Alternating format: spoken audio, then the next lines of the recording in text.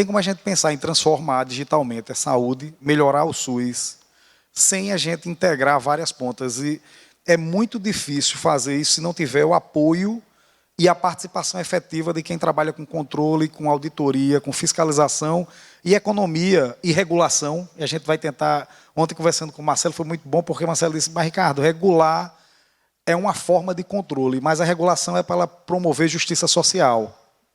Então, a gente olha para a regulação para promoção de justiça social, é verdade, mas, quando eu tenho uma boa regulação, nós temos um Estado mais forte, você tem mecanismos de controle mais fortes, você consegue avaliar melhor a política pública de saúde, porque como é que a gente pensa uma política pública de saúde e não pensa no modelo de controle que eu consiga medir isso? E a gente só consegue medir a efetividade dessa política. E medir impacto, avaliar impacto, controlar, regular, tem uma relação forte, Everton, com a economia da saúde. Então, a gente falou aqui agora da questão do diabético, da diabetes no Brasil. Muitas vezes a gente deixa de tratar o diabético porque, na organização da política de saúde, algumas pessoas foram atendidas ou ocorreu procedimentos que não deveriam ter ocorrido de maneira efetiva. E aí você, por exemplo, deixou de atender o paciente diabético e depois esse paciente fez ser atendido lá na clínica de hemodiálise porque o tratamento é mais caro. Quando, na verdade, a gente deveria estar resolvendo a diabetes em outros lugares.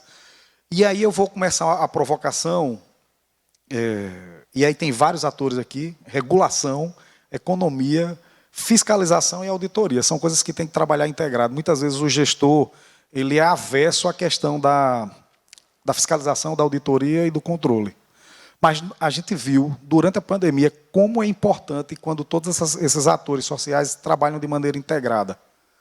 Então, do mesmo jeito que a gente usa inteligência para fiscalizar, e a auditoria e a transformação digital, essa transformação digital da saúde que a gente quer, ela tem que começar olhando para o controle, para a regulação, porque senão a gente não consegue chegar no mais importante, que é a efetividade do investimento público. Quando eu falo de política pública de saúde, ninguém faz política pública de saúde sem financiamento.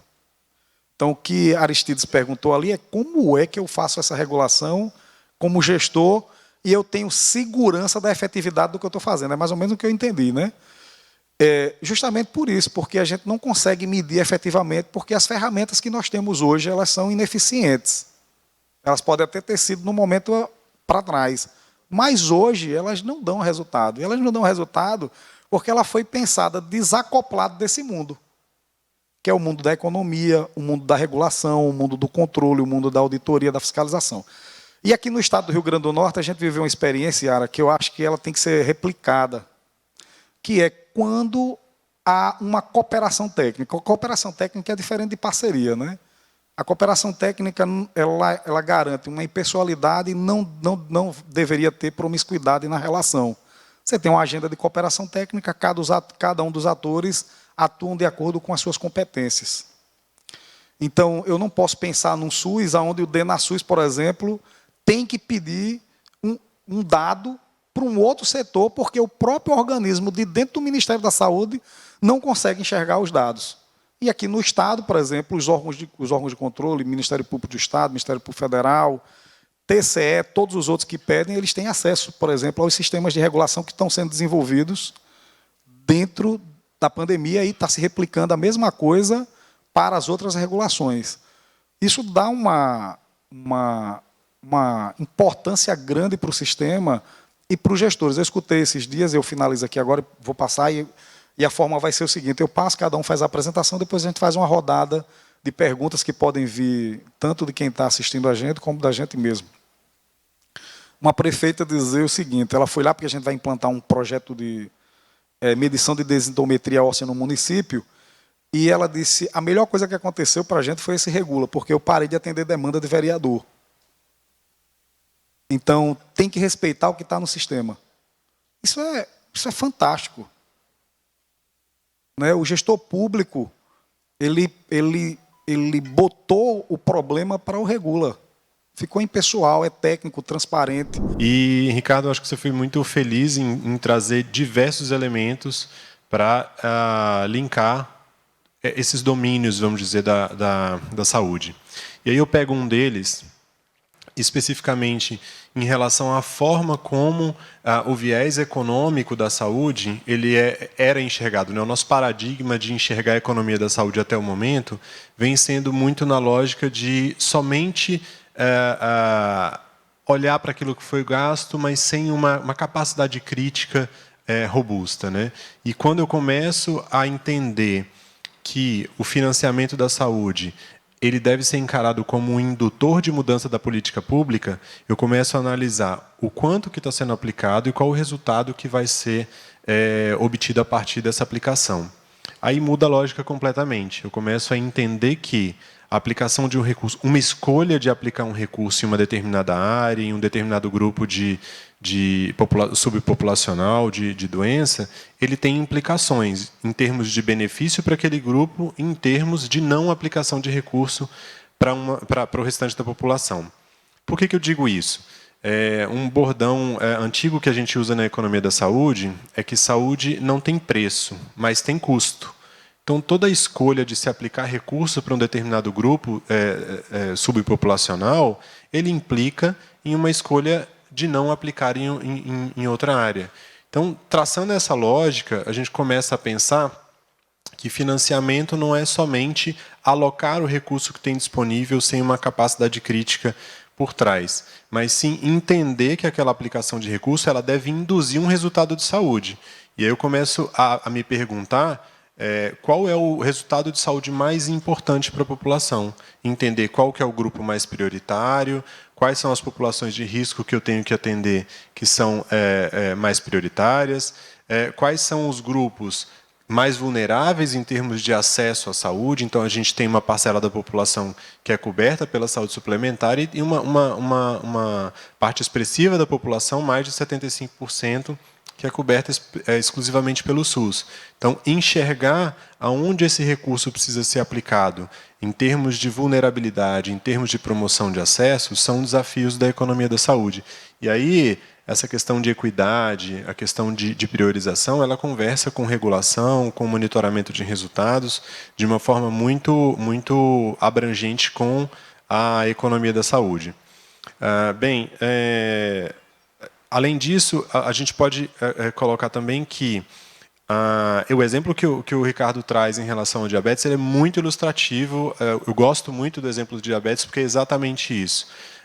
Hoje, a terapia renal substitutiva ela consome uma um dos procedimentos, se não o procedimento de hemodiálise e diálise peritoneal que consome individualmente uma maior parcela de recurso. Quando você vai olhar para o volume de produção da terapia renal substitutiva, ela chega à casa de 4 bilhões de reais e em um grupo muito específico de procedimentos.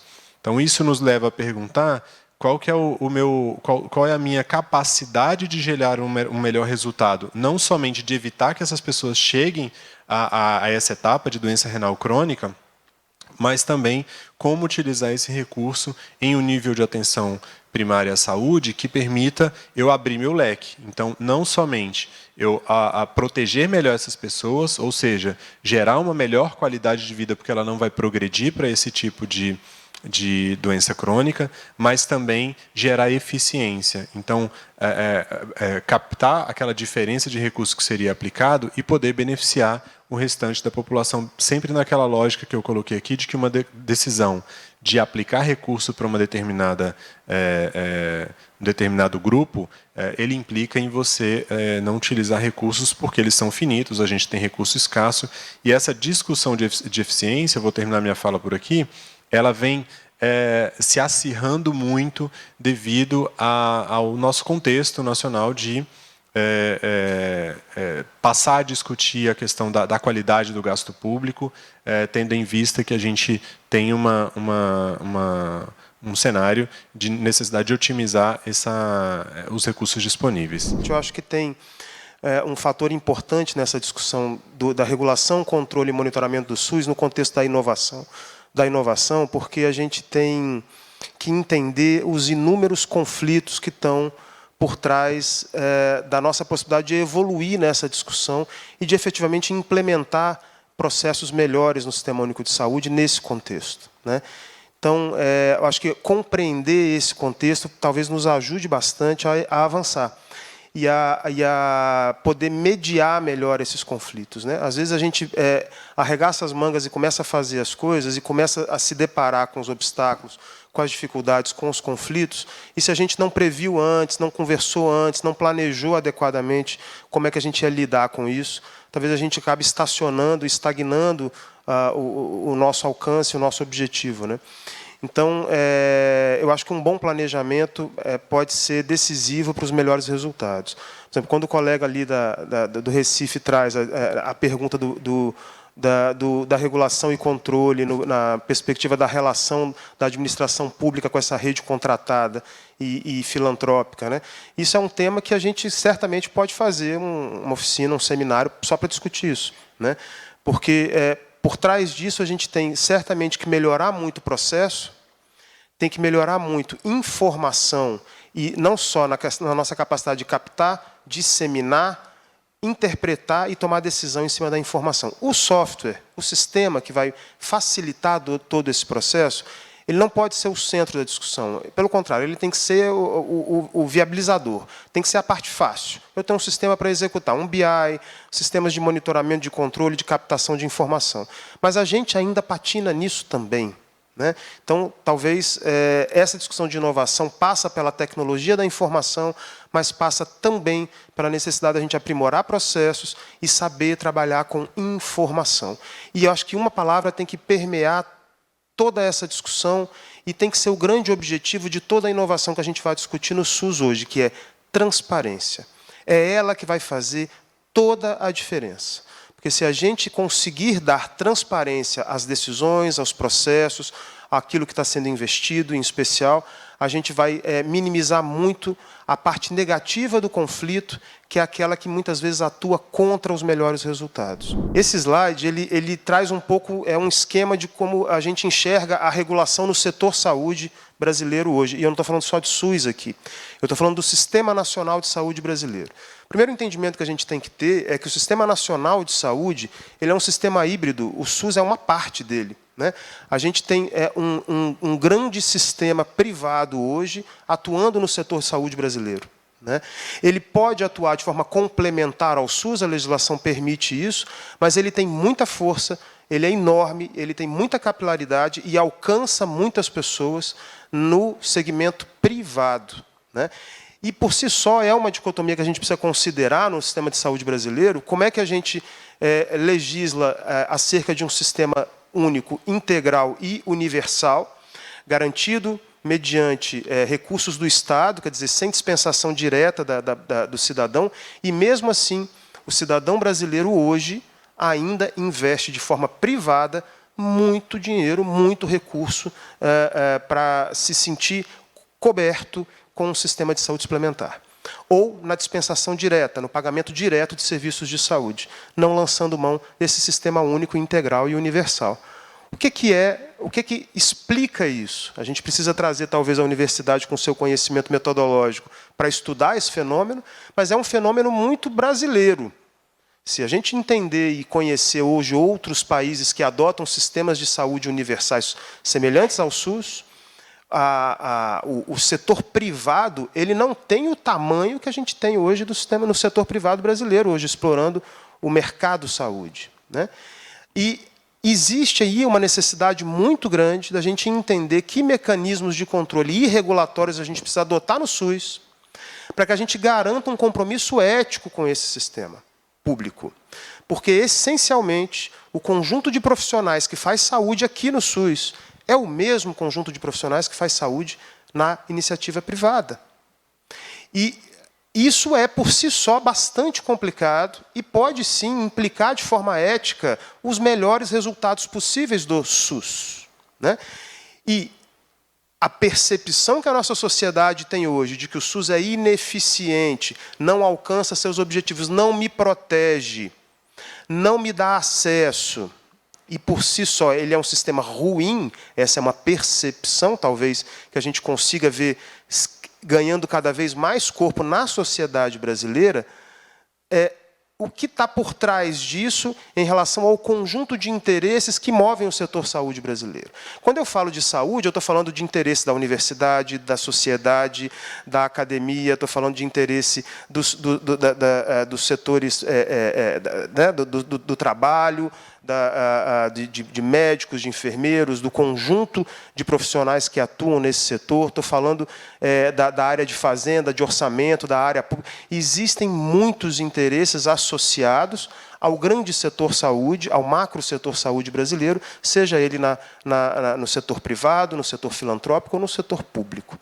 A gente tem uma legislação que define o Sistema Único de Saúde como sendo essencialmente público, na prestação de serviço que pode se complementar na rede privada. E a gente tem hoje, claramente, uma inversão ou um nivelamento da representatividade desses setores no SUS. Então, assim, é uma reflexão que a gente traz para a gente entender que o conflito de regular e controlar o Sistema Único de Saúde ele é enorme, porque é um sistema que discutir controle e regulação no SUS é absolutamente contra-hegemônico. É um sistema que não quer ser controlado e que não quer ser regulado, na sua essência, por dentro. Então, quando a gente vai para a ponta, e aí já para a gente poder finalizar e avançar na discussão, e aí vai para o Estado e vai para o município, que tenta instituir o nível mais baixo, do sentido de próximo do processo do cuidado, que é a ação finalística do sistema, que é a regulação do acesso, que talvez esteja muito na pauta de vocês, a discussão das centrais de regulação, do CISREG, que é aquele nível mais de ponta de regulação, o processo é absolutamente conflituoso. É uma disputa de comando pelo recurso. É o gestor tentando ter controle para fazer cumprir os princípios, e é a rede se protegendo do sistema para ter sustentabilidade, porque não tem orçamento, porque não tem custeio adequado, porque tem os diversos interesses atuando dentro daquelas estruturas. Então, um pouco para a gente entender o que envolve esses conflitos. E, para finalizar, entender que a gente precisa botar na pauta da discussão hoje, da regulação e do controle. A discussão da regionalização, o SUS tem que ser regional. 99,9% dos municípios brasileiros não tem capacidade integral. Não tem. Não tem capacidade de ofertar tudo que pode surgir como necessidade de saúde da população. Estou falando de 99,9% dos municípios brasileiros. Talvez você tenha aí algumas capitais com essa condição, e só. Todas as outras cidades brasileiras precisam se articular de forma interfederativa para garantir integralidade. E o custeio do SUS é frágil nessa discussão. Ele descentralizou na unidade município os recursos, e toda a discussão de recentralização para fazer regional o processo, com PPI, com todos esses instrumentos, que a gente sabe que tem muita dificuldade de se instituir. Por quê? Porque o recurso em si é finito, e na hora que eu vou me constituir como uma referência para uma região, se eu absorver tudo, o recurso não vem na mesma proporção. Então, eu não quero ser referência, porque senão eu começo a gastar dinheiro do município para atender o município do lado. E aí eu não regionalizo o processo. E aí eu tenho vazios assistenciais gravíssimos no país, de onde surgem necessidades de saúde, em que secretários municipais de saúde não sabem para onde encaminhar aquele paciente. Não sabem. Um sistema com...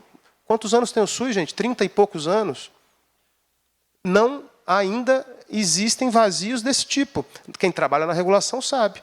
Um paciente que precisa de determinado cuidado e está num determinado município, e o secretário de saúde não sabe para onde encaminhar. Esse é um dos maiores absurdos que a gente pode, hoje, conviver na realidade do Sistema Único de Saúde, não ter referência para toda a necessidade de saúde em qualquer rincão desse país, em qualquer local desse país. E discutir o financiamento disso, porque é aí que mora a grande dificuldade de negociar.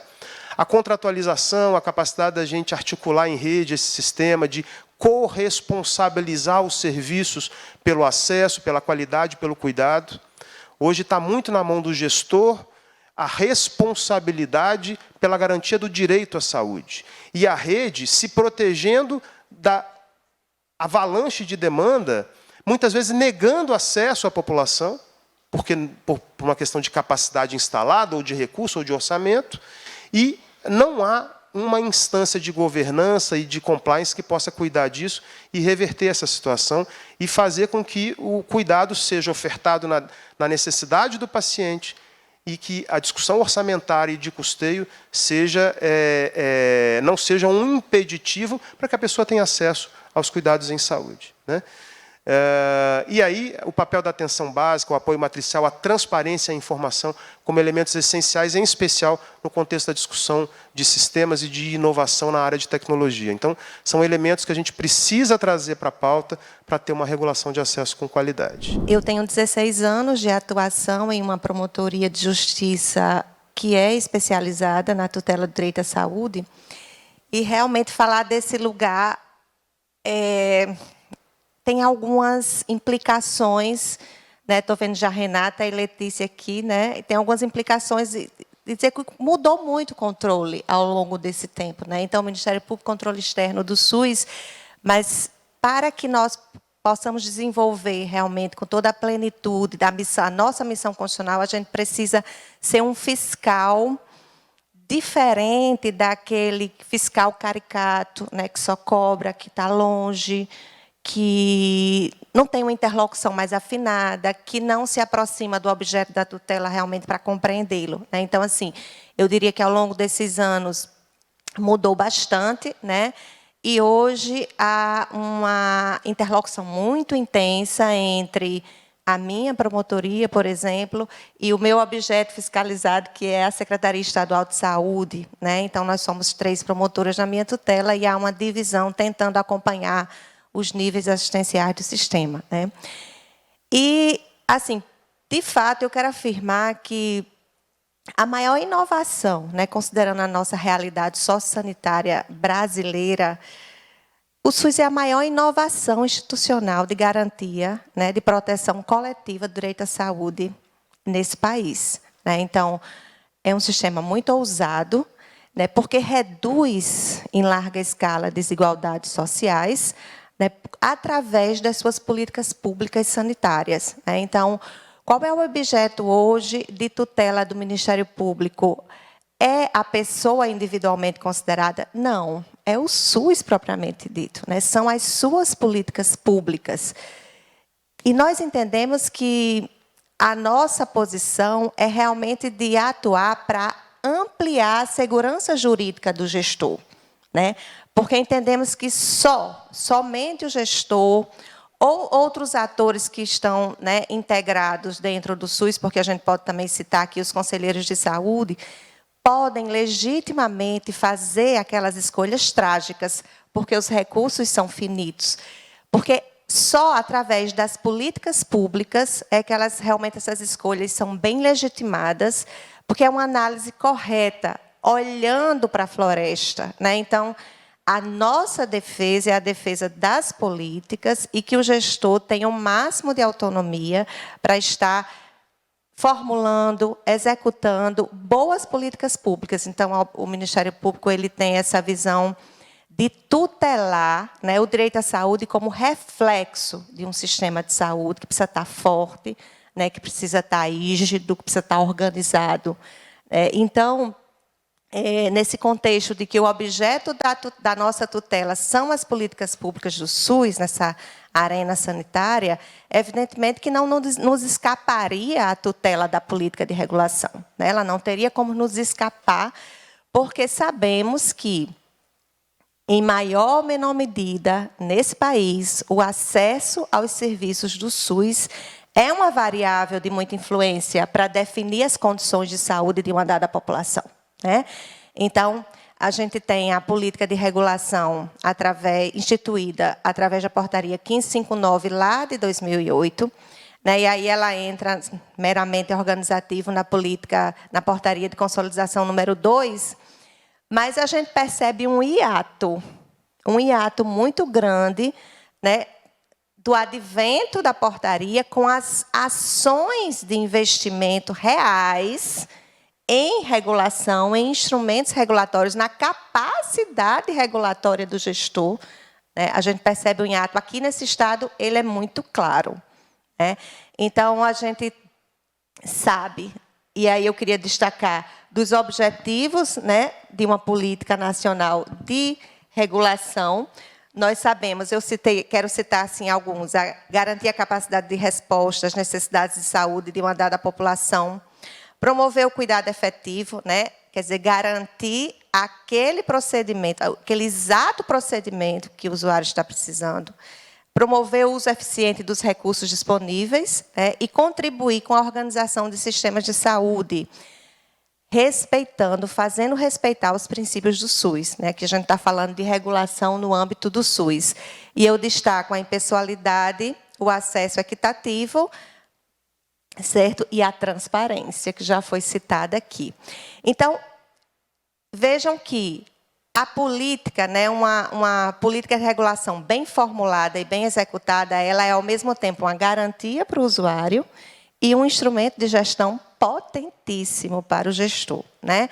Então, realmente, o Ministério Público, pela sua feição e pelo lugar de atuação, a gente dá um destaque na nossa atuação para a regulação do acesso, né? Então, eu sei que é só uma parte da política, mas são as nossas limitações. E eu queria destacar, né, que uma política de regulação levada a sério, ela afasta ou reduz ou minimiza muito aqueles vícios, né, que a gente conhece, que eu não sei se vocês conhecem essas 3 expressões, né, que é o PAF, o PAN e o PAP, né, que é o paciente amigo do funcionário, o paciente amigo do médico e o paciente amigo do político, né? Então, tem que dar ênfase na transparência, tem que dar ênfase no acesso equitativo e impessoal, né? E é nisso que o Ministério Público dá muita ênfase. Então, nesse contexto, eu quero comentar um pouquinho sobre a regulação no âmbito do SUS do RN e a atuação ministerial conexa a essa realidade, né? Então, é preciso afirmar, eu acredito que em todos os estados, até porque é uma diretriz da política nacional, o lugar estratégico que as secretarias estaduais de saúde têm para promover uma política de regulação, né? Então, nós sabemos que está na mão das secretarias diversas atividades regulatórias e diversas atividades gerenciais que têm a ver com a gestão da PPI, né, com as referências intermunicipais, e também as SES, elas fazem muito atendimento, elas fazem muito atendimento direto ao usuário, né? Então, elas também têm muitos contratos, elas contratualizam diretamente, né? Em maior e menor medida no Brasil, mas aqui no nosso estado é uma realidade muito forte a prestação direta de serviços pela SES, além de todas as suas funções organizativas de autoridade sanitária estadual do SUS. Então, aqui a gente teve esse ato, eu acho que não vai haver tempo hábil, não sou também a pessoa, a instituição mais indicada, mas, assim, tem críticas ao Ministério da Saúde. Ao longo dos anos, a gente sabe que não foi capaz sequer, né, de desenvolver um sistema informatizado que desse conta de responder, né, aos objetivos de uma política de regulação. E as SES, elas absorveram muitas responsabilidades e têm um ônus financeiro muito grande. A nossa Secretaria Estadual de Saúde é uma realidade disso aqui no Estado, né? Então, inicialmente, seriam, logo após o advento da política, e assim a promotoria já começou a atuar, né? Então, a gente começou desde a primeira CIB, né, que disciplinou e aprovou 7 centrais, que nunca saíram do papel, depois reduziu-se para 3 centrais, que, na realidade, a única central realmente digna desse nome, e mesmo assim com percalços, foi a Central Metropolitana de Regulação, né, funcionando em cogestão com o Estado e o município de Natal, e é um destaque que eu faço, né? A Secretaria Municipal de Saúde de Natal foi a única que, de fato, colocou recurso, colocou RH, mas, com a pandemia, não é? Com a pandemia, esse cenário mudou radicalmente, num curto espaço de tempo, de forma muito acelerada, e com resultados incríveis, né? Assim, eu estou me sentindo no céu, assim, por contribuir com a nossa atuação, por estar enxergando, né? Eu estou vendo Valéria ali também, Filó, porque são atores, né, da transição, da regulação antiga. E aqui as meninas estão na regulação nova, e assim, é outra realidade. E eu acho legal essa mesa para a gente também comemorar isso, né?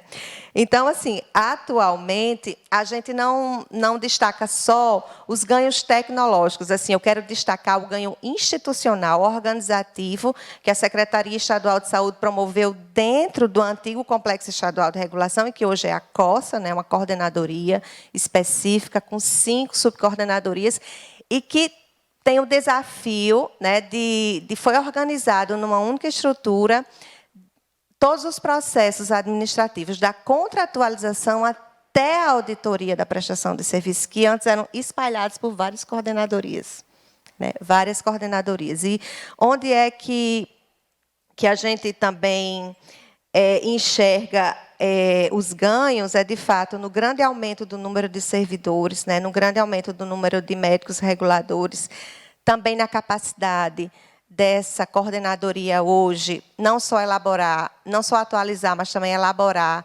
diversos fluxos assistenciais, né, dar transparência a isso.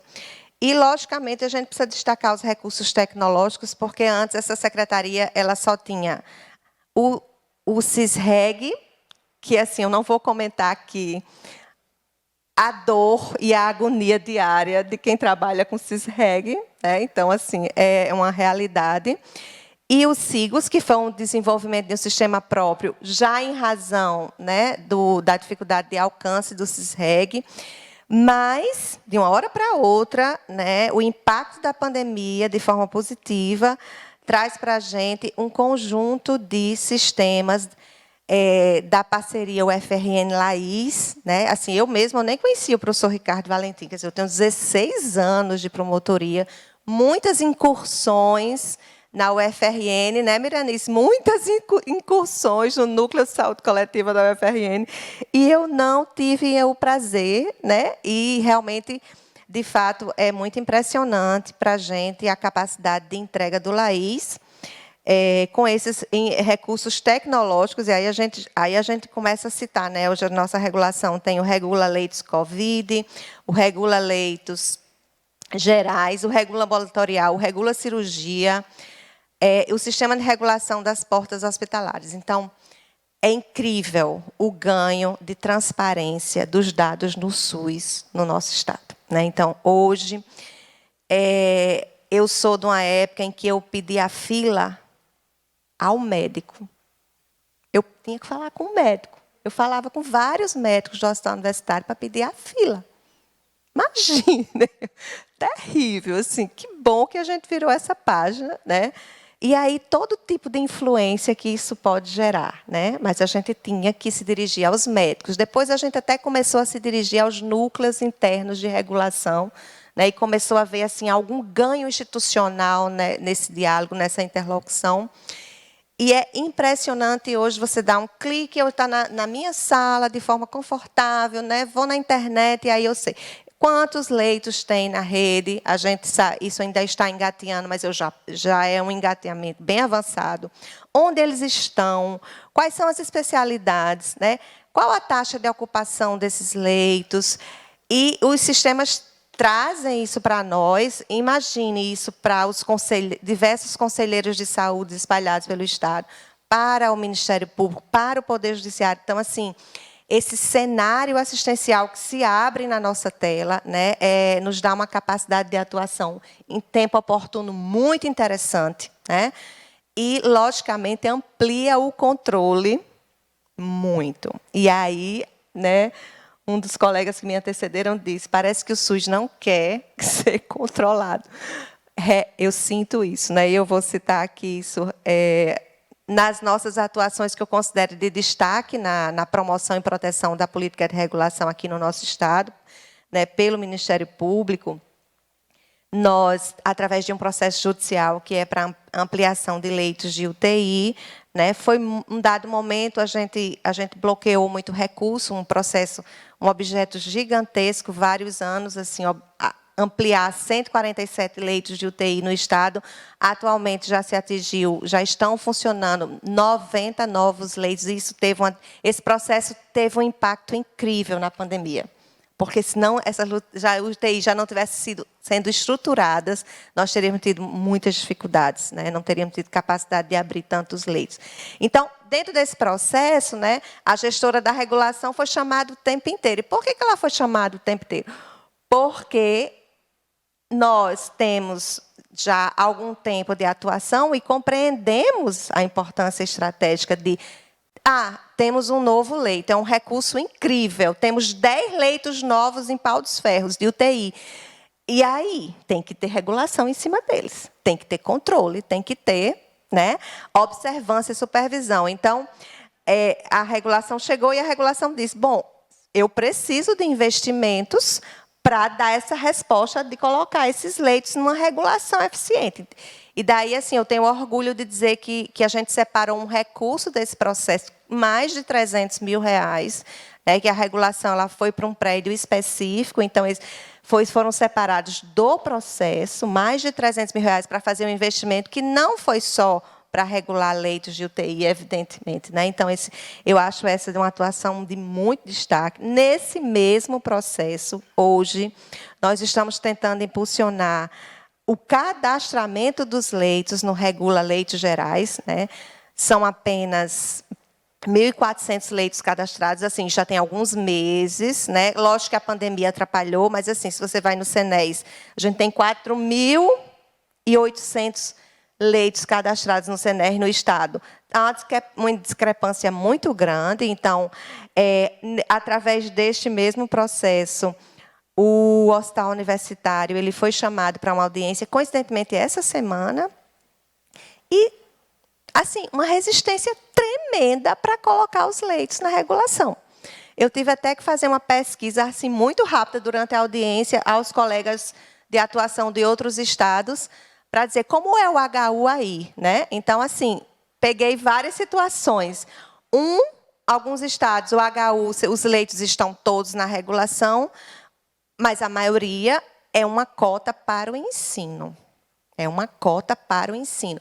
Bom, eu ouvi também aqui, achei muito pertinente na fala do Dr. Cláudio, né, que ele disse, uma coisa é a portaria da política, outra coisa é lá na ponta. Concordo. Eu estou vendo isso na prática, eu já estou ficando um pouquinho estressada, mas a gente vai, né? Vamos seguir. Então, assim, todo mundo, do HU a um hospital municipal, em Venha Ver, quer que a política se adeque às suas condições, às suas estruturas, maiores ou menores. Então, assim, eu tive que insistir na audiência que é uma política, é uma obrigação, não é a Renata não está tirando da cabeça dela, a Letícia não está tirando da cabeça dela, eu não estou tirando da minha cabeça, inclusive eu achei uma portaria do REUF para os HUs que está lá expresso, para receber tem que estar com os leitos regulados. Né? Então, é uma luta fazer com que a regulação avance, de fato, conflituoso. Né? Mas essa é outra atuação de destaque, né, que a gente está fazendo, e assim, uma atuação de destaque que foi repressiva. Né? No ano passado, a gente conseguiu desmantelar uma quadrilha que fazia a utilização dos SIGos de forma corrupta, né? Inclusive, assim, um político preso, né? Esse processo, ele nem começou sob sigilo no início, né? A operação pôde ser, eu estou comentando aqui porque a operação pôde ser divulgada, mas depois o juiz colocou o processo sob sigilo, né? E essa atuação envolveu nossas promotorias, por nós conhecermos melhor do que é o SUS, do que é a regulação, promotores criminais, promotores da improbidade. E foi bem interessante, internamente, a parceria. Né? Bom, eu queria concluir, né, dizendo que nós continuamos com algumas prioridades de atuação nessa área, que é realmente buscar a amplitude de investimentos de TI no nosso Complexo Estadual de Regulação COSA, né? Queremos também avançar muito esse primeiro semestre no cadastramento dos leitos no Regula RN Leitos Gerais, né? E queremos atingir alguns municípios que ainda serão eleitos por nós, né, como prioritários para estruturação de suas próprias regulações, seus núcleos internos, né, porque municípios assim, eles estão bem atrasados em relação ao avanço que a gente observou na Secretaria Estadual de Regulação. Então, se a tutela do Ministério Público, né, para promover o direito à saúde de forma equitativa nesse país é realmente aprimorar e qualificar as políticas sanitárias do SUS, para nós, né, a Política Nacional de Regulação é prioridade absoluta e assim nós estamos atuando. Muito obrigada. A regulação no Rio Grande do Norte, o Regula RN, salvou vidas, evitou desvio de recursos públicos. Não foi pancada, não foi grito, foi conhecimento e, como o professor Valentim falou, foi parceria. Foi parceria no Ministério Público Estadual, Ministério Público Federal, Governo do Estado, Universidade Federal. É incrível, assim que eu assumi e fui convidado para participar do GT Covid, a primeira preocupação que eu tive, peraí, como é que a gente vai combater algo que a gente não tem informação nenhuma?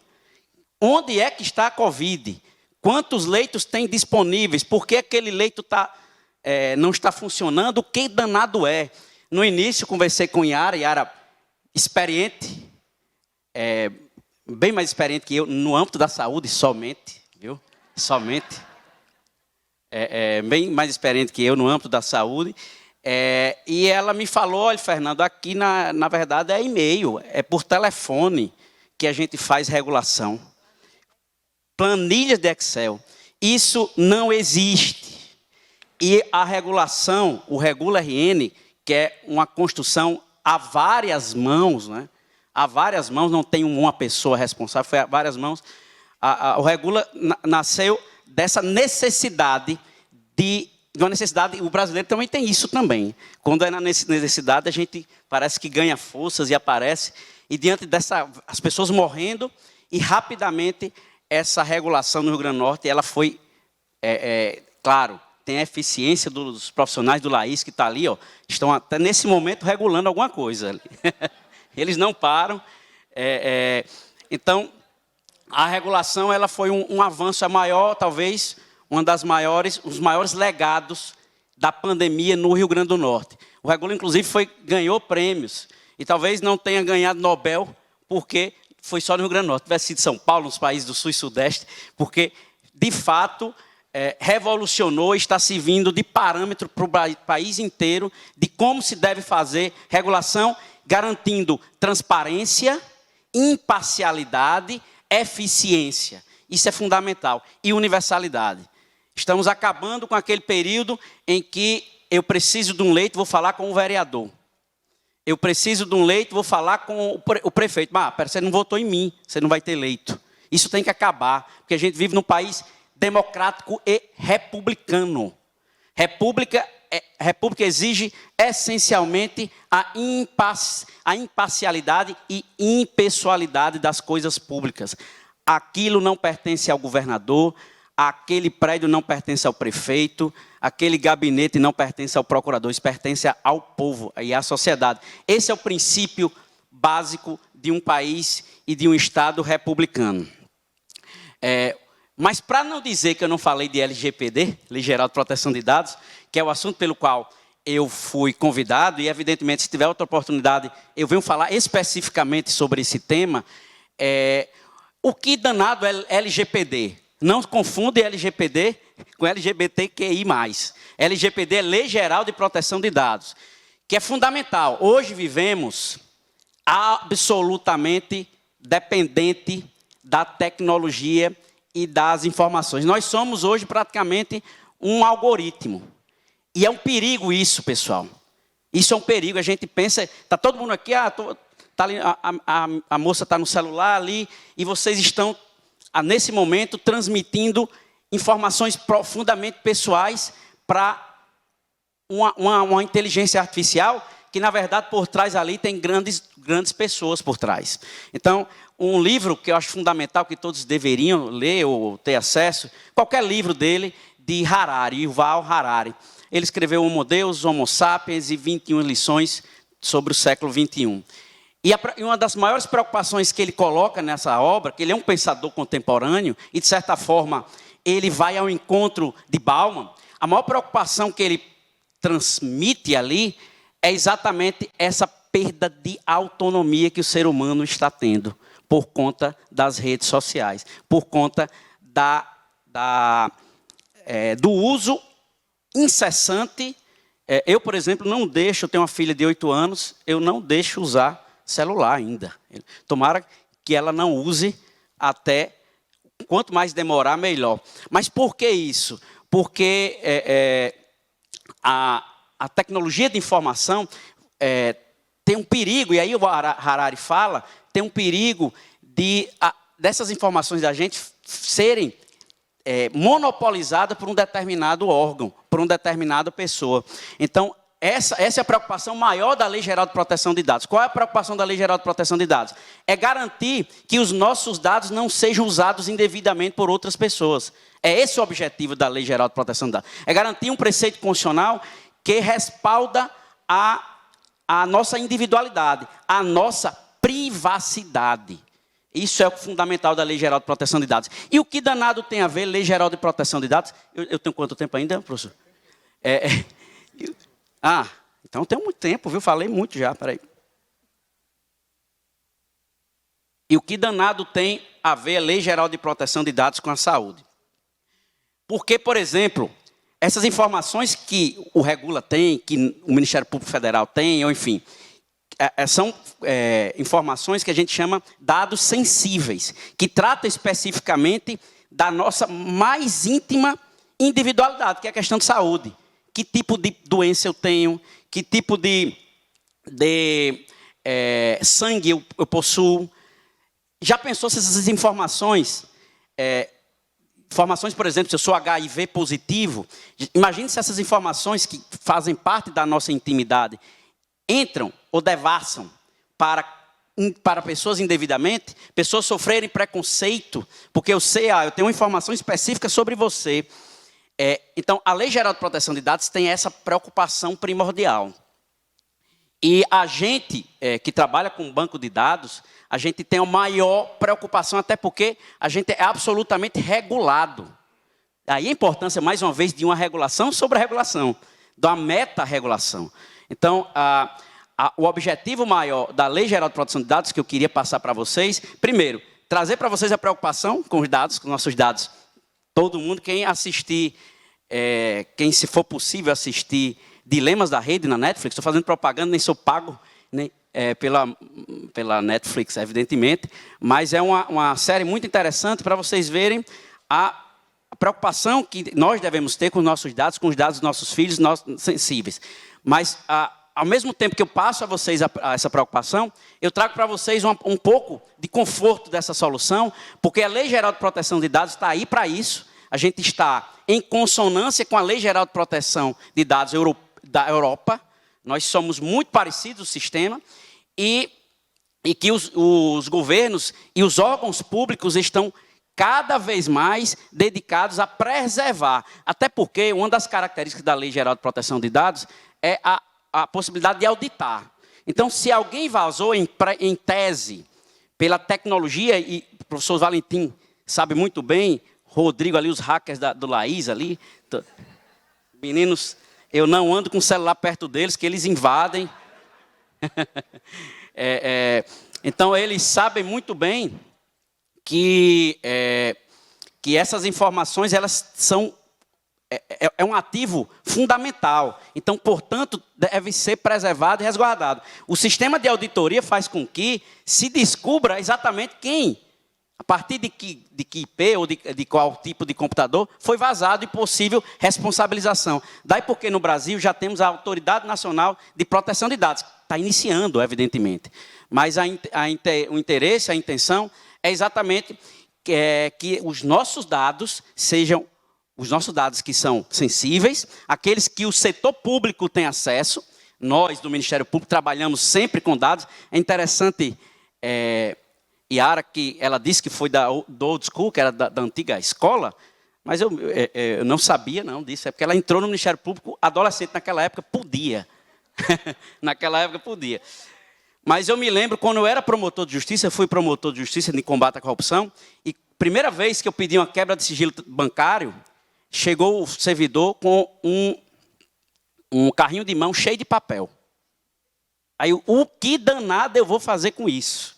Então, veja que hoje a tecnologia, graças à tecnologia de informação, é permitido, é muito mais fácil hoje, através de inteligência, como Cláudio falou muito bem aqui, de machine learning, dessas ferramentas de BI, a gente pode fazer isso com muito mais facilidade, com muito mais presteza e com muito mais eficiência. Então, a tecnologia ela é impressionante se for utilizado para fins positivos. E, especificamente, que é a minha área, que é de combate à corrupção, está difícil, né, dessa área hoje, infelizmente.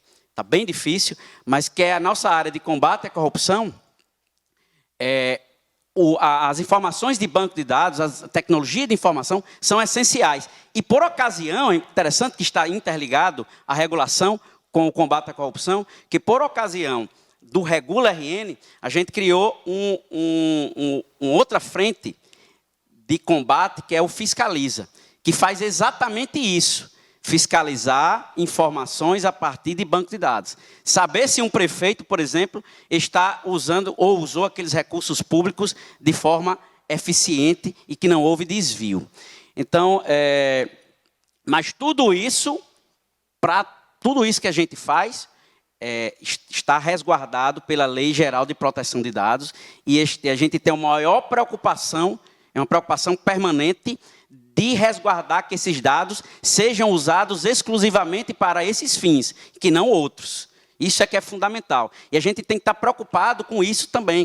Quem é gestor público e quem trabalha com a coisa pública tem que saber que todos aqueles dados que a gente colhe, a pessoa que entra na prefeitura e coloca seu CPF e seu nome, aqueles dados são sagrados. Aqueles dados você não pode chegar e dar para a vizinha, ou para o irmão, ou para o primo. Aquele dado só deve ter aquela específica finalidade para a qual foi utilizada. Então, isso aí, inclusive, se transformou em um direito constitucional, a partir da emenda 135 de 2022, ou 105. Ou é 105 ou 135. Então, tudo isso para dizer a vocês que já estou passei 30 segundos aí. Então, antes de terminar minha fala, pessoal, hoje, nesse 7 de abril, tem um dia para celebrar, mas também hoje acordei com uma informação muito triste, que foi o falecimento de um médico, a morte do médico, por quem eu tenho e tinha muito carinho, que dedicou a sua vida à saúde e à medicina. Dr. Agamenon foi chamado por Deus hoje. Infelizmente, eu não queria deixar de terminar minha fala sem prestar essa homenagem, se for possível, uma salva de palmas para o Dr. Agamenon. O Regula RN ele nasce de uma necessidade, mas precisou da vontade de todos os parceiros para romper com o hermetismo da informação. Esse é o grande problema dentro dos órgãos públicos. Dentro da saúde, todo mundo acha que a informação é sua, quando, na verdade, a informação ela é da saúde, né? Então, quando eu quero saber a fila, não é porque eu quero saber quem é a posição de A ou de B ou de C. Eu quero saber a fila porque eu tenho que entender a regulação como um todo dentro de um município e dentro de um estado. Então, nós, que estamos na parte de controle e monitoramento e na auditoria, precisamos sim da informação, precisamos que esse hermetismo seja quebrado e precisamos dessa vontade e que essa parceria se replique aí nos demais estados e municípios. Essa é a grande dificuldade. Então, quando nós vamos fazer uma auditoria, arrancar a informação de um determinado hospital, de uma determinada secretaria de saúde, de um determinado órgão, é uma dificuldade. É um parto, quando essa informação deveria ser pública. Então, o exemplo aqui do Rio Grande do Norte, ele tem que ser levado para um foro maior e dizer o seguinte: olha, a gente tem que fechar esse combinado para que todos se beneficiem da mesma informação. Além do mais, o gestor às vezes se cansa, porque quando é feita aí uma denúncia, por exemplo, a pessoa denuncia onde ele acha que pode resolver. Ele vai no Ministério Público Estadual, vai no Federal, vai na CGU, vai no TCU, vai na SUS. Eles são 5 órgãos pedindo a mesma coisa. Quando a informação deveria estar disponível para todos, para que a gente pudesse, dentro da sua área de atuação, cada um fazer a sua parte. Então, o hermetismo da informação em saúde, eu vejo hoje como impeditivo da justiça e controle social. Esse é um impeditivo.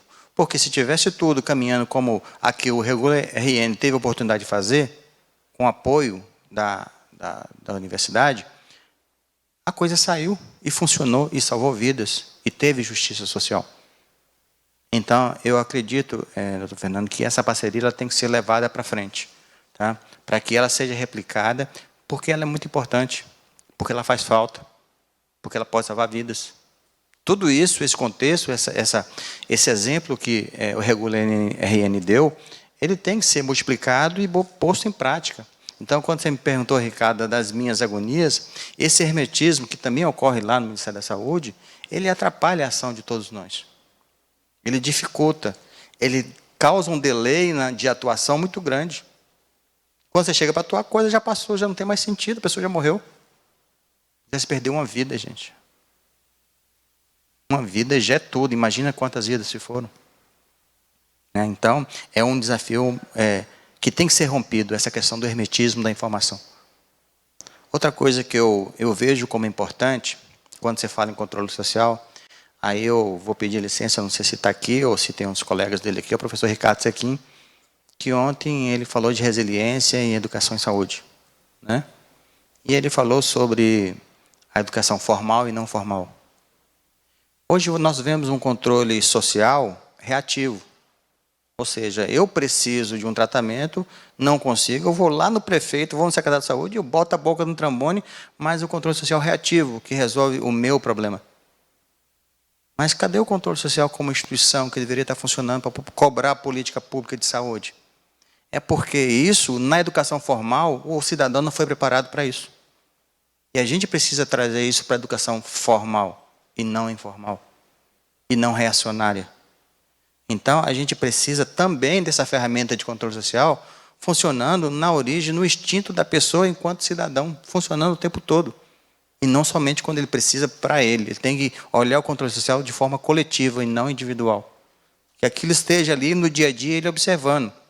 E aí a gente tem que trazer quebrar esse hermetismo para facilitar a linguagem do controle social. Porque não adianta também eu dar essa condição ao cidadão, levar isso para os meios de educação, colocar isso na escola, né, no ensino, no processo de educação, e aí eu coloco aí, eu não dou transparência. Ontem eu falei, eu acho que ninguém, ontem não, hoje eu falei, ontem eu conversei com o pessoal, existe um sistema do Fundo Nacional de Saúde chamado Investe SUS. Quantos aqui sabem o que é Investe SUS? Ninguém sabe. O Fundo Nacional de Saúde está disponibilizando um portal financeiro dos recursos encaminhados para estados e municípios de saúde. Agora, se nós que estamos aqui, praticamente fazendo um seminário de educação e inovação em saúde, a gente tem dificuldade para saber o que está sendo disponibilizado, imagina o cidadão lá na ponta, pessoal. O que é Investe SUS? Muitos prefeitos não sabem. O recurso que você está mandando para a saúde está lá, para ele usar, e ele não sabe. E o nosso controle social? Então, precisamos de transparência, precisamos de capacitação ao pessoal nas pontas, precisamos de inserir a questão do controle social no nosso processo de educação, de formação do cidadão, para que aí a gente traga resiliência, para que aí a gente traga um SUS funcionando em todas as suas instâncias, porque até então, até onde eu falei, eu estou falando do SUS enquanto auditoria, enquanto SUS lá em cima. Mas controle de justiça social, ele tem que se dar, na verdade, na ponta, lá no cidadão. Ele vendo a política acontecendo, cobrando aquilo que lhe é direito e vendo a política de saúde acontecer como deveria e como foi pensada pelos gestores lá em cima. E isso é um desafio para a gente. Porque eu conversei com o Ricardo, falei, Ricardo, a gente tem que usar a VASUS para levar a capacitação aos conselheiros de saúde. Quantos conselheiros de saúde não sabem nem como ter acesso ao que ele deveria fazer enquanto conselheiro? É muita coisa para a gente pensar, pessoal, mas os caminhos estão postos. Eu acho que a resposta é única. É inovação, informação e transparência. Então, assim, eu acho que a palavra central, que tem duas palavras aqui que eu vou resumir mais ou menos o que cada um falou, né? Primeiro é transparência, eu acho que isso é consenso. E a outra é cooperação técnica. A gente botou aqui vários atores, né? Você tem quem está do lado olhando para a questão do controle social, os ministérios públicos, quem pensa a questão da auditoria para avaliação das políticas públicas, quem pensa o sistema de regulação, entende, a gente vê que na fala do Marcelo ele tem propriedade sobre a questão regulatória, e quem pensa a questão da economia, né? Então, mas a gente não conseguiria fazer nada disso se não tivesse transparência. Eu acho que a grande força, quando a gente começou o projeto lá, Renata, eu disse, olha, Liane, a força desse projeto é se ele tiver transparência. A população precisa olhar e saber quais são os leitos que estão ocupados, se tem leito, se não tem leito, e a imprensa ela precisa se apropriar disso. A transparência ela é para isso, é para medir desempenho. Também. Não é só denunciatório, ele é pedagógico. Então, a gente precisa pensar, Marcelo, e eu estou falando isso porque a gente está encaminhando um projeto de construção coletiva com o Ministério da Saúde na área regulatória, discutindo, pautando. Isso não é um pensamento só para esse ano, é um pensamento de construção de futuro mesmo para a questão da regulação. Não tem como a gente resolver, Everton, o problema do SUS, vários problemas que o SUS tem, se a gente tiver uma regulação frágil. Todos os países mais fortes em termos de democracia são países reguladores. E um dos pilares é pensar a economia da saúde e mudar a lógica da economia da saúde. E a gente só vai conseguir mudar essa lógica de financiamento do SUS para induzir a política pública se isso começar pela regulação. A gente está falando dos sistemas da atenção primária, mas os sistemas que tem na atenção primária, eles não integram com a rede especializada, não integram com a regulação e nem com a vigilância. Quando a gente olha para esses problemas, Marcelo, qual é o grande desafio, por exemplo, do DERAC, entendendo que existem várias forças contrárias, conflitos de interesse, dicotomias, fragmentação das informações, para que a gente consiga, junto com o país, junto com o Ministério da Saúde, pensando numa lógica de futuro, construir um processo regulatório onde a sociedade possa se apropriar disso e a gente consiga desenvolver algo que realmente seja cooperativo. Ministérios públicos, sociedade, imprensa, gestores, onde todas as pessoas têm acesso às informações que são importantes para realmente ter um Estado regulador forte no SUS. Acho que a primeira coisa que a gente tem que entender é que não existe um processo, existem vários processos, né? Olhando para a regulação na ponta, na regulação do acesso em especial, ela é essencialmente processo de trabalho, né, e trânsito de informações e tomada de decisão. Ela é isso. E aí, aqui no Rio Grande do Norte, a organização desse processo tem uma forma. Lá no Rio de Janeiro tem outra. O objetivo final é o mesmo, regular acesso, mas a forma de fazer é própria. Por exemplo, vou dar um exemplo. Vocês, do LAIS, fizeram uma apresentação numa reunião do CONAS e do CONASEMES, acho que foi uma reunião de um GT-CIT, do Regula. Recente isso, final do ano passado. E eu estava lá na sala do CONASEMES, com a equipe do CONASEMES e com alguns gestores estaduais e municipais acompanhando a apresentação do Regula feito. Acho que foi até você mesmo, Ricardo, quem fez. A gente tem acompanhado o desenvolvimento do Regula desde o início com muita atenção, pela forma como ele tem produzido efeitos, resultados muito positivos, né? E esses fóruns em que a gente traz a experiência e discute com outros gestores, ele é sempre muito interessante. A gestora do Rio, quando você estava mostrando uma determinada forma de organizar a informação e de interagir com o sistema para intervir no processo, ela falou assim, aqui, lá no Rio, eu ia precisar mais disso, que no Regula não tem. Mas porque o Regula é ruim, não, porque não é a realidade do Rio, é a realidade do Rio Grande do Norte. Então, para o Ministério, quando você fala o desafio do DERAC, é primeiro entender que se a gente centralizar o provimento da solução, software, a gente vai ter muita dificuldade de atender todas as especificidades que surgem na realidade de cada local. Então, a gente tem que pensar numa forma de ter um modelo de informação mínimo que permita à União e aos estados e aos municípios construir modelos de transparência. painéis, formas da população acompanhar as filas, forma dos órgãos de controle monitorarem o que está sendo feito, e isso faz toda a diferença no alcance dos melhores resultados. Vide o exemplo aqui do Estado, que quando disse, olha, nós vamos publicizar a eficiência da rede dentro do processo de regulação, você mudou o cenário, porque você deu transparência. Se a gente não der transparência, os diversos interesses vão atuar, cada um para puxar para o seu lado, para o resultado que lhe interessa. E aí o resultado final e o objeto do processo em si, que é a prestação de cuidados em saúde, que é o atendimento da população, que é o acesso aos serviços de saúde, acaba não sendo o foco prioritário do processo. E tem que ser. Sempre se sobrepondo a todos os outros interesses, sejam eles quais forem, que muitas vezes são legítimos, mas não podem ser o prioritário. O prioritário está dado, né?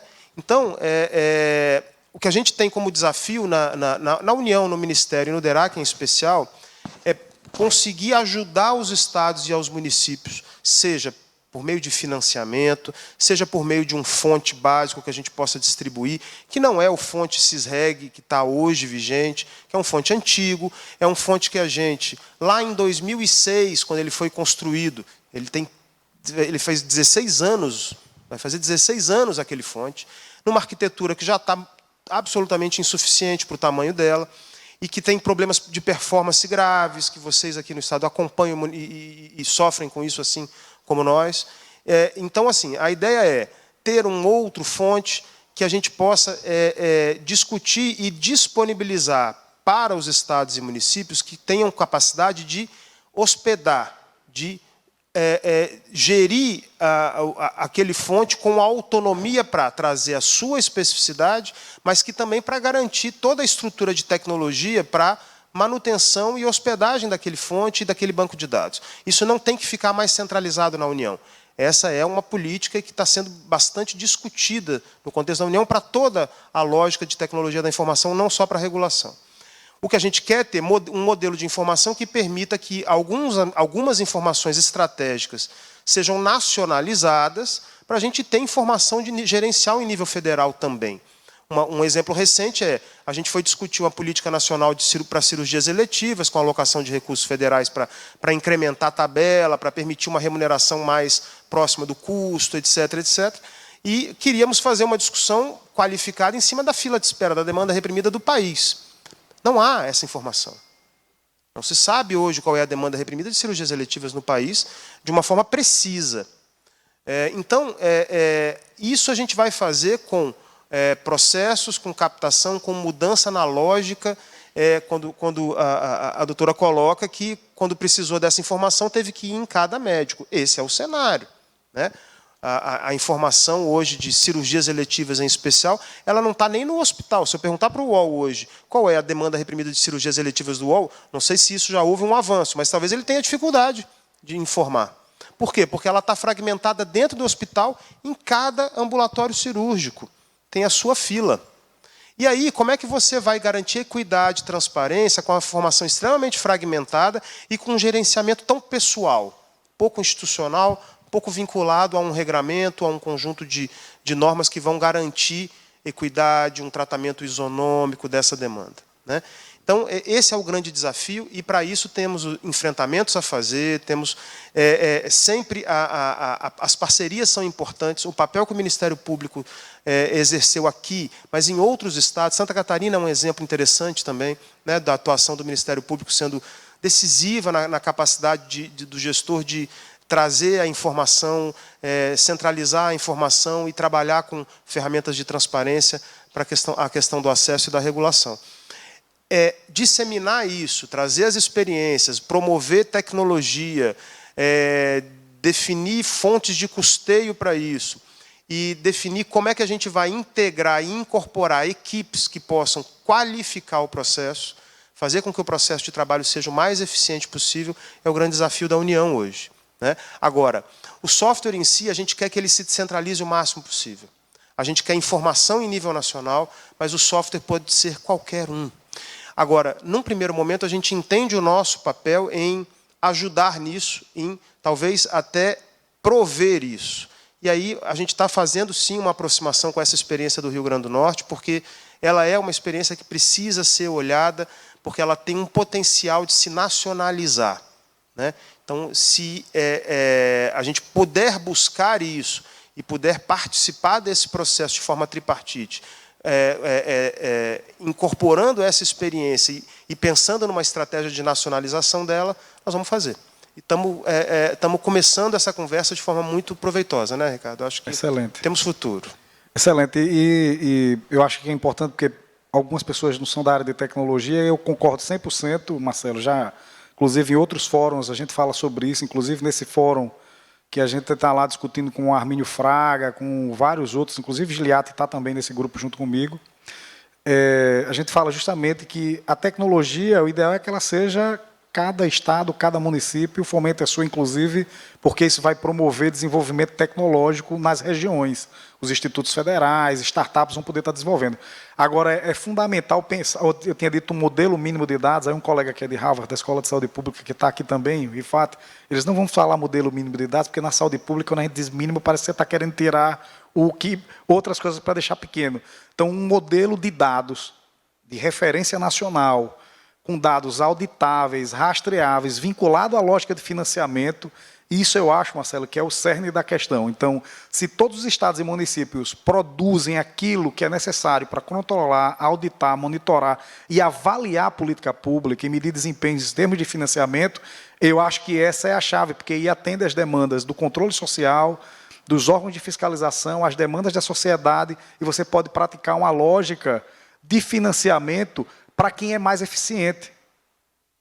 Eu vou dar um exemplo aqui, vou passar a palavra para a Yara para escutar um pouquinho sobre isso daí, que é o seguinte, eu escutei um colega dizer essa semana, nesses debates que a gente está tendo, eu acho isso fantástico, ele disse, olha, um dos estados da região norte aumentou muito o número de câncer de colo de útero. Eu disse, engraçado, porque eles estão jogando as vacinas de HPV fora, que estão vencendo. Aí a lógica do financiamento do câncer para câncer, eu mando mais dinheiro para onde tem mais câncer. Quando, na verdade, a política que deveria medir qualidade e economia é qual é o índice de imunização da população com relação ao HPV. Então, não sei se esse é o melhor caminho, eu estou fazendo uma provocação. Por que eu financio mais onde tem câncer de colo de útero, quando, na verdade, eu estou financiando a doença, quando eu deveria financiar a saúde? Essa é uma questão para a economia da saúde responder, né? Então, Yara, eu queria, assim, uma das coisas que eu vi aqui muito, Fernando, e vou reforçar de novo, Marcelo, e o sucesso do projeto não é o Regula. O Regula é ferramenta. Ela é uma ferramenta da indução da política pública. Mas outra ferramenta poderosa, e essa para mim é a grande matriz de todo esse processo que está acontecendo aqui no Estado, Cláudio, foi a cooperação técnica. A cooperação técnica ela deu muito poder, porque havia interesses e resistências nos municípios, mas quando foi expedido um documento pelos Ministérios Públicos do Trabalho Federal do Estado, recomendando o uso do Regula RN para controlar a fila, houve um engajamento maior dos municípios para usar a ferramenta. Hoje os municípios não querem mais deixar de usar. Então, Yara, eu queria que você pudesse relatar como o Ministério da Saúde, o Ministério Público, como vocês utilizam, por exemplo, como vocês se apropriam dessas informações para fazer o controle. Foi muito interessante e continua sendo. Na verdade, a gente vai ter que se rearticular nesse atual momento que eu comentei, para que a gente possa, de fato, ter o Regula RN Leitos Gerais acontecendo. Porque tudo começa com o cadastro dos leitos no sistema, né? E está havendo resistência. Mencionei a audiência que tivemos com o UOL essa semana. Ontem eu estou tentando ocupar todos os espaços, né, e falando de regulação, assim, regulação. Porque eu sinto que o momento é muito propício, né? É aquela coisa de você estar sentindo que o momento é agora, não pode deixar passar, não pode perder a oportunidade. Então, ontem, no Conselho Estadual de Saúde, na reunião do Conselho Ordinária, foi apresentado o Regula RN Leitos Gerais e eu já puxei, né? Eu fiz até uma fala longa e brinquei, porque eu estudei, porque eu vou falar amanhã disso, tenho paciência, mas eu queria insistir na dimensão normativa da coisa. Não é um favor colocar o leito, né? Não é um favor. Então, a cooperação técnica aproximou o controle, a gestão, que todo mundo tem o mesmo interesse, né? A gestão da CESAP, que está protagonista nesse processo, Ministério Público Federal e Estadual. Então, o Ministério Público Federal, eles têm uma feição diferente de atuação, porque eles não têm a capilaridade que nós temos, então eles não têm aquele membro especializado, como nós, assim, por exemplo, se você me perguntar coisas da SMS Natal, eu vou ter dificuldade, porque eu sou fiscal da CESAP. Então, o nível de especialização que nós adquirimos pela capilaridade que nós temos é importante e ajuda quando o Ministério Público Federal chega junto, né? Porque aí a gente consegue, por exemplo, eles têm uma base de distribuição de competência que é regional. Eu lembro que teve uma ação que a gente teve que ajuizar, que era um pool de municípios na divisão de portarias de recursos para abrir leitos Covid. Né? Então, tinha aquele determinado serviço com aquele número de leitos e precisava ser regionalizado, é uma resistência tremenda.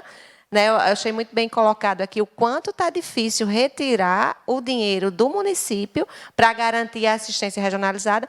E foi fantástico, porque a gente já tinha um diálogo muito azeitado com o Ministério Público nessa atuação da Covid. E aí, o que eu fiz? O Ministério Público Estadual trabalhou toda a problemática para uma ação judicial, mas contou com a atuação parceira para ajuizá-la na Justiça Federal, contando com a participação do Ministério Público Federal. E aí a gente colocou no polo, teve uma ação que a gente colocou no polo 37 municípios. E a gente ajuizou em 3 regiões. Por quê? Muitos diálogos para fazer a distribuição desse recurso, devolver para a CESAP fazer a assistência regional, e não se conseguiu. Né? Então, essa cooperação técnica também ela é interessante, porque a gente passa a conhecer melhor as ferramentas, né? Como o Fernando já mencionou, né? Eu quero realmente parabenizar toda a turma do Laís, né? Toda essa garotada, porque eles são muito jovens realmente, mas assim com um domínio de conhecimento na área incrível, né? Até algumas audiências que a gente fez para entender o regula ambulatorial, eu disse, meu Deus, não estou entendendo nada. Não sei. Eles querendo mostrar os passo a passo, é muito técnico, né? Mas assim, o que a gente quer? A gente quer a entrega, né? Eu concordo quando você fala, é a ferramenta. Porém, parece um reducionismo. Eu sei que você não, lógico, você não quis dizer isso. É muito mais. É muito mais. É a política. Eu digo que a gente vê na política acontecendo. É a política em ação. É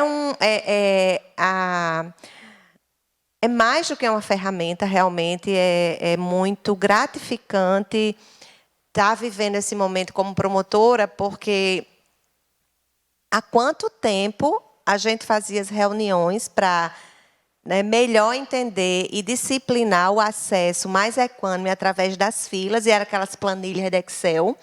Mas daí, aí daqui a pouco eu ia fazer outra reunião daqui a um mês, nada era em tempo real. E eu ficava pensando que também não era assim para a regulação, para a equipe de regulação, né? Então, eu queria também deixar uma mensagem que ontem eu tentei envolver o Conselho Estadual de Saúde nessa jornada, porque eles têm também uma capilaridade e uma troca com os conselhos municipais, né, chamando a atenção que apresentar o Regula RN Leitos Gerais, foi mais ou menos o que eu quis dizer, ele está inserido numa política, num objetivo maior, né, e ele tem, assim, capacidade de estruturar a política do SUS, né, pelos seus braços assistenciais, de uma forma como nunca vista nesse Estado. Nunca vista, né, não tem como. Então, eu falei, não olhe, a ferramenta é importante, a ferramenta está sendo apresentada aqui, é o Regula RN Leitos Gerais, mas a gente precisa expandir essa compreensão, conselheiros, e precisa haver uma articulação com os conselhos municipais, até eu pedi, deixei a sugestão para uma ordinária, só sobre regulação com as ferramentas que nós dispomos para fazer para os conselheiros de saúde, para que eles, de fato, possam ser multiplicadores. E eu tenho, assim, para encerrar, eu não é uma crítica, não é, essa palavra não é a que eu queria usar. Eu tenho uma observação da minha atuação que meio que assim, eu li um artigo fantástico, depois eu posso até disponibilizar para quem interessar, por que precisamos de uma nova reforma sanitária brasileira. A dimensão política de defesa do SUS, ela está esfacelada. Ela perdeu-se, né? Então, hoje, claramente, o gestor, o artigo dizia, o gestor, ele faz a defesa do SUS. O que é fazer a defesa do SUS? Aquela defesa técnico-financeira. Quer a ferramenta, quer um CISREG melhor, quer mais dinheiro, né? É isso, é o dia a dia. Até é aquela coisa, o gestor está muito pressionado. O conselheiro também, né? Se exige muito do conselheiro, a visão, acho que isso não sou eu dizendo, não, viu, minha gente? É o artigo. Só que eu achei fantástico, porque eu disse, né, essa é a leitura que eu tenho no meu cotidiano. O conselheiro, ele está sendo exigido dele, não, você tem que entender tudo sobre a política de câncer, tudo sobre a política cardiológica, né? Claro, tem que entender também, mas assim, não é trazer as demandas, as suas demandas de conselheiro para o espaço, é trazer as demandas do sistema, né? E aí é resgatar essa dimensão política. Então, o que isso tem a ver com o que eu estou querendo dizer?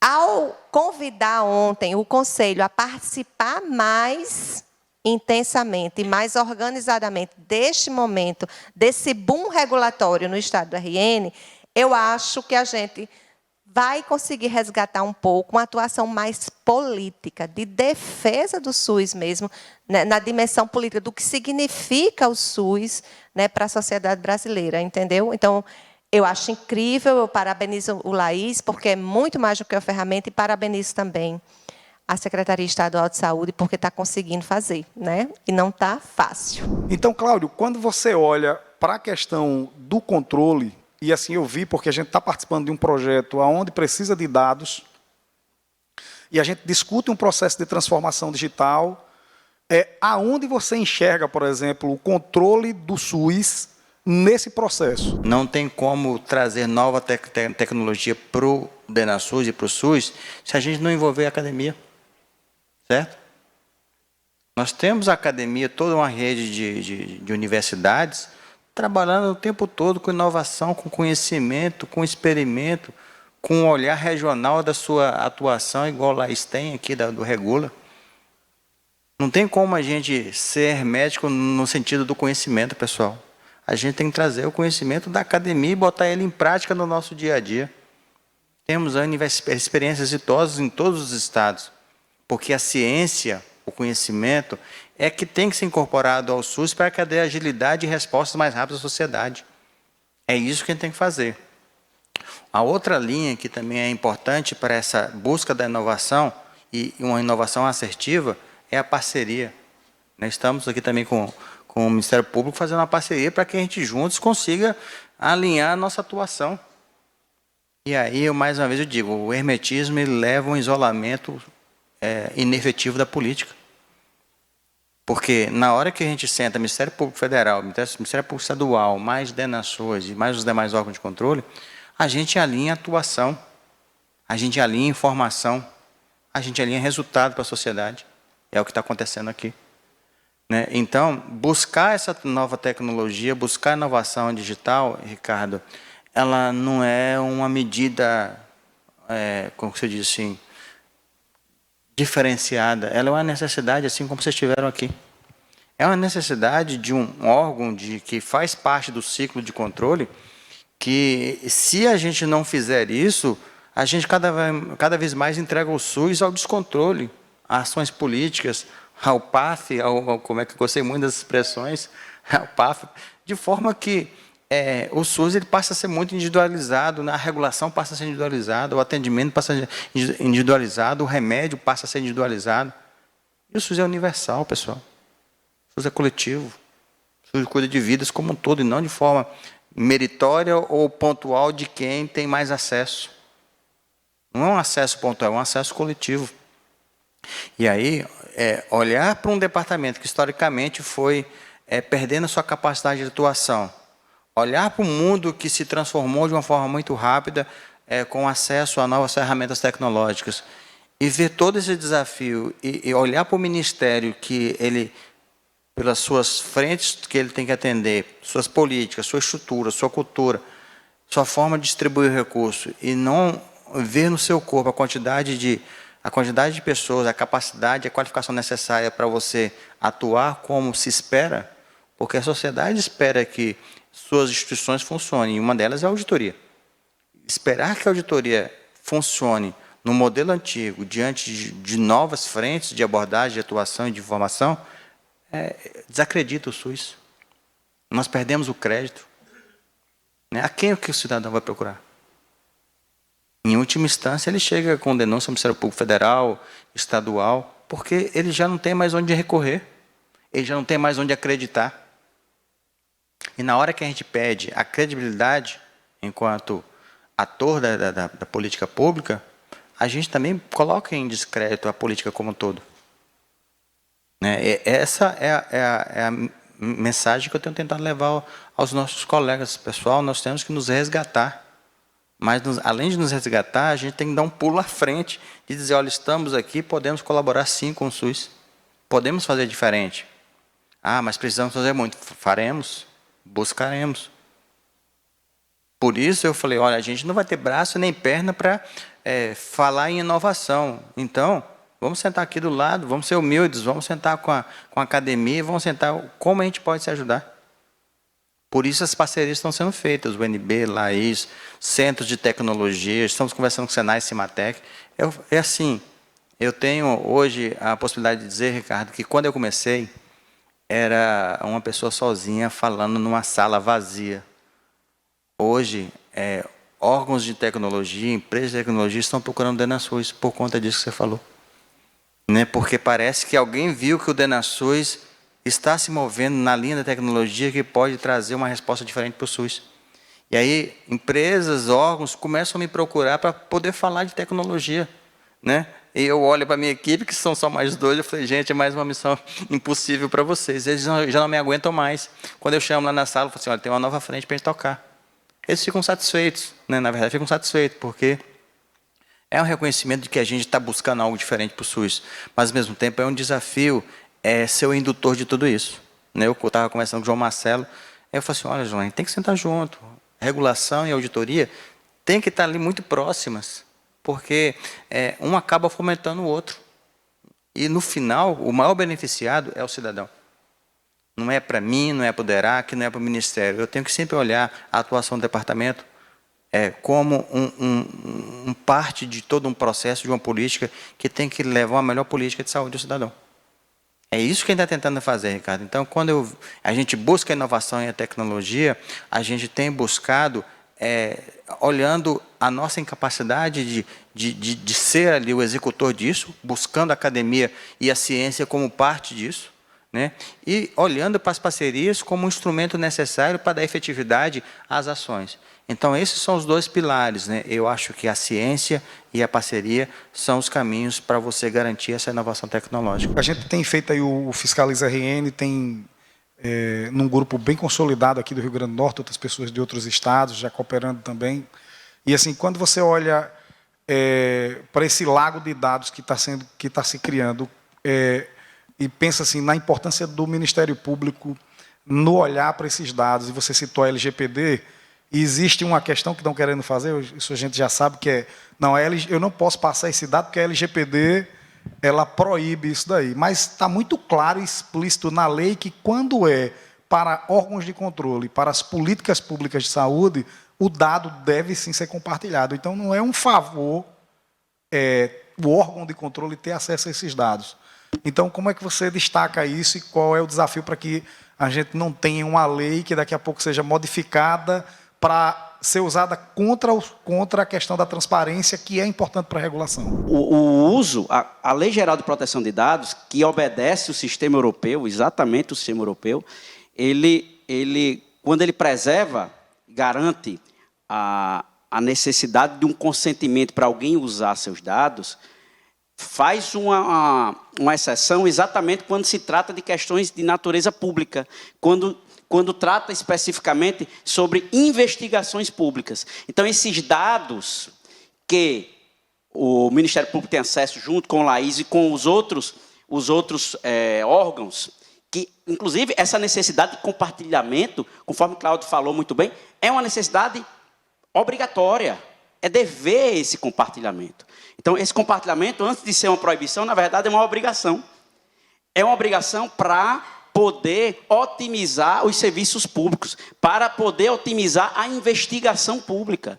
Porque aquilo não pertence, quando se trata de coisa pública, não pertence a ele, pertence a todos. Evidentemente que não se pode utilizar esses dados públicos para fins privados. E a Lei Geral de Proteção de Dados tem uma quantidade de artigos e tal, mas ela basicamente diz isso. Então, o que é privado, o que é público, e que pode ser utilizado para esses fins, esse objetivo. É interessante, Cláudio, aqui, eu sou do Ministério Público Federal desde 2007, e sempre já ouvi falar em DENASUS, é como falar em união. A gente fala da união, mas cadê a união? A gente não sabe o que é a união, né?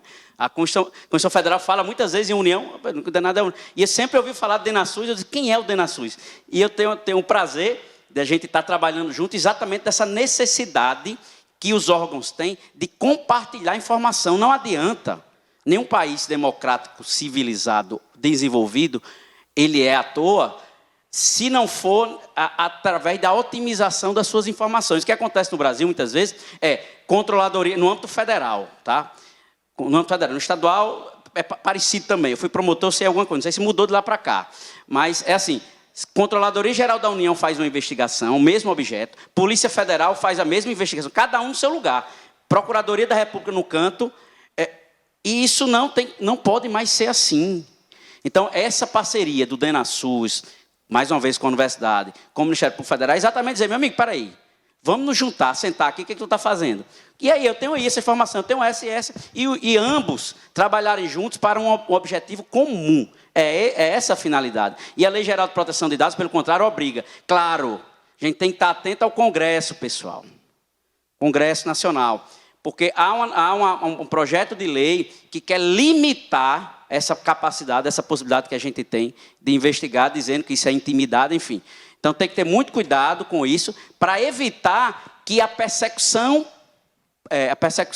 penal, a persecução criminal de combate à corrupção, ela não seja esvaziada, limitada, restringida. Qual é a dificuldade lá, por exemplo, você que trabalha com a economia da saúde dentro da Secretaria Executiva no Ministério da Saúde, para medir, de fato, a efetividade do financiamento público no SUS? Por exemplo, eu vou deixar uma pergunta, mas é provocativa. Há subfinanciamento do SUS? A gente pode falar hoje de subfinanciamento? E qual a dificuldade para a gente medir a efetividade da política? Sendo bem pragmático, Ricardo, há sim subfinanciamento do SUS. A gente fala, o Brasil gasta 9,6% do PIB com saúde. Quando você olha para o conjunto de países da OCDE, por exemplo, nós estamos num patamar adequado em termos de aplicação total de gasto em saúde. Mas quando você fala de financiamento público, que é aquele que gera proteção social, que gera redução do risco financeiro para famílias, redução de vulnerabilidade, de iniquidades, etc., nós temos 3,9% do PIB. Então, isso são números oficiais publicados pelo IBGE, por um grupo que analisa gasto em saúde no país.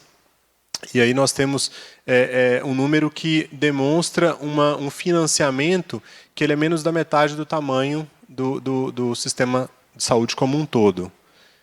Um dado que é muito importante é que na saúde suplementar nós temos um gasto de aproximadamente R$4.500 mil per capita.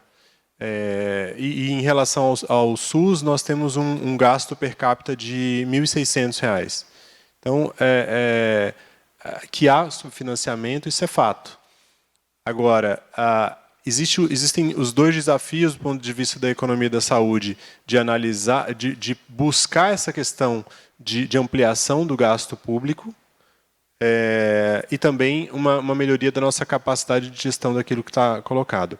Eu, particularmente, acredito que a gente precise discutir, sim, a questão da eficiência do gasto em saúde pública, mas com uma séria dificuldade de se fazer isso quando você não tem recurso disponível. Porque se você coloca um gestor numa posição em que ele precisa prestar um cuidado integral, universal, com equidade, mas ele não tem recurso para aquilo, eu posso ter um programa, um elenco de benefícios, um grupo de benefícios que a gente chama, né, um conjunto de benefícios de saúde, que ele é extremamente extensivo no SUS.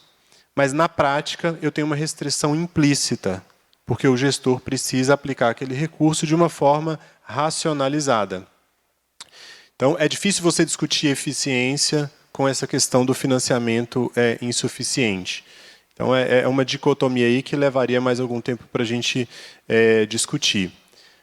Bom, apesar disso, colocando a nossa missão de ter que induzir uma melhoria com base naquilo que é aplicado, a gente precisa pensar em modelos de pagamento com uma orientação muito voltada para a questão da transformação digital. E aí eu fico feliz quando você coloca a questão da lógica de financiamento como uma função central na discussão da transformação digital, porque realmente é isso.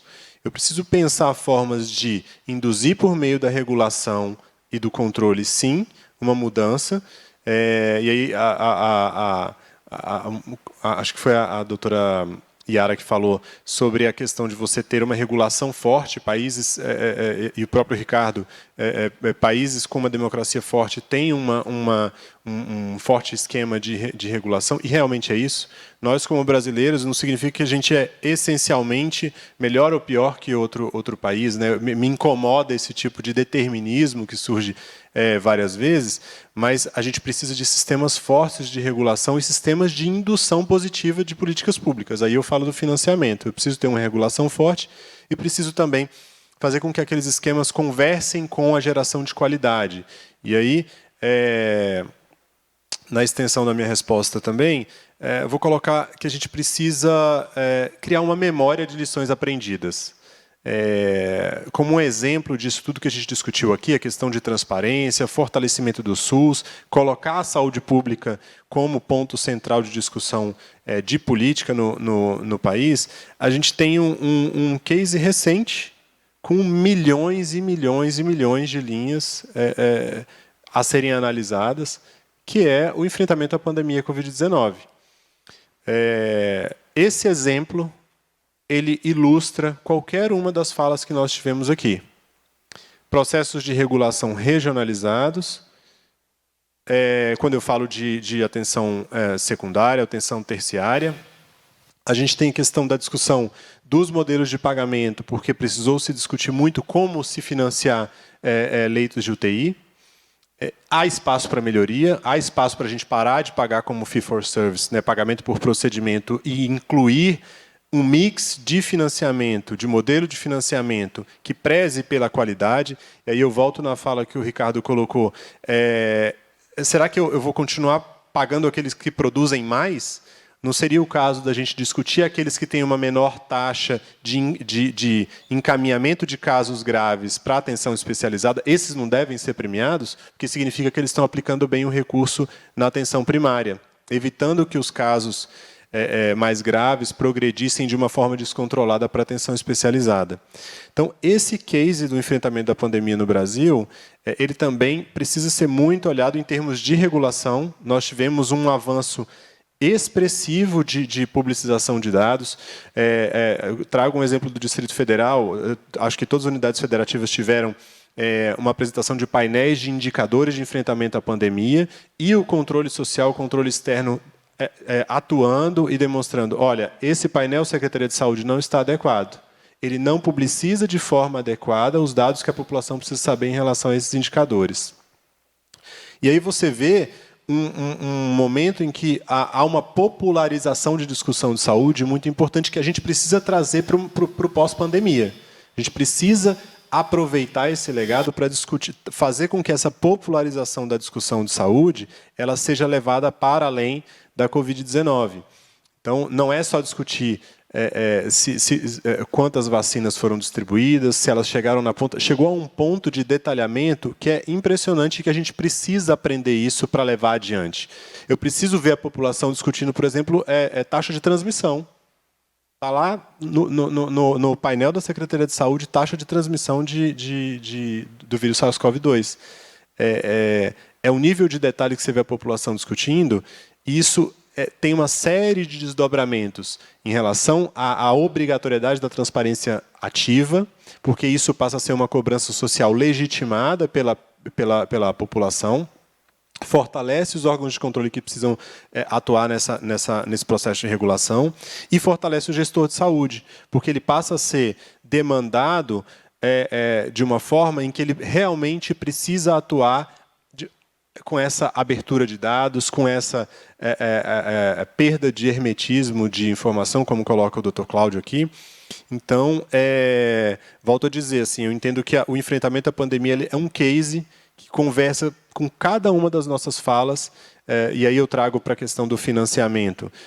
Você pode ter um acesso à informação de gasto em saúde ampliadíssimo.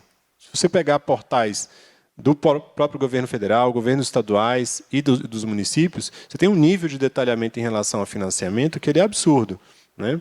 E a gente precisa levar isso adiante. Isso mostra que a gente tem uma viabilidade de transformação digital que ela não é retórica, ela existe. Há uma viabilidade da gente fazer, porque foi feito. Não foi feito lá fora, não foi feito na Europa, nos Estados Unidos, não. Foi feito aqui e foi feito de forma regionalizada. Então, há uma viabilidade de se induzir essa transformação digital em prol da regulação, em prol da melhoria de financiamento, em prol da entrega de um melhor resultado. Então, coloco aqui a recomendação de que a gente se esforce em relação à consolidação de uma memória em relação a essas lições aprendidas. Obrigado.